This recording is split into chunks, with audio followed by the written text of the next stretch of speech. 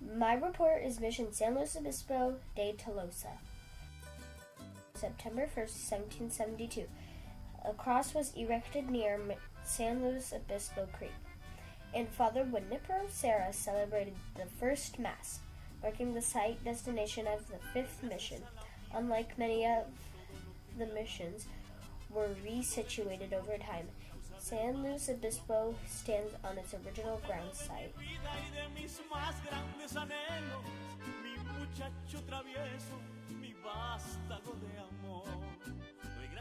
The first Europeans to see the area, San Luis Obispo, in 1769, and the soldiers called the place La Cañada de los Osos, which means Valley of the Bears.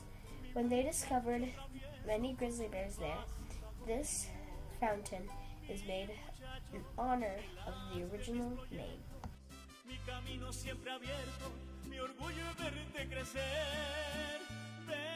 The mission helped many local people, including the Chumash Indians. The Indians were friendly and worked with the priests and soldiers. Some Indians did not like the new people, and in 1776 a Chumash Indian fired a fiery arrow into one of the thatched roofs of San Luis Obispo, starting a fire that nearly destroyed several buildings. This disaster led to an experimentation to make tile locally.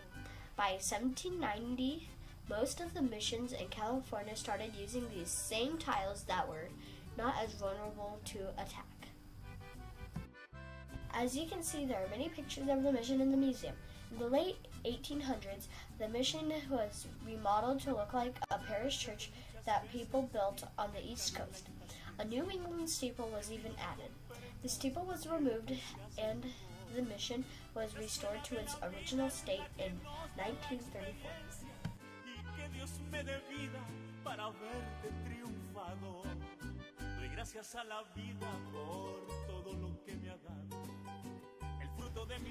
The mission has an excellent museum with a special room that focuses on the Chumash Indians.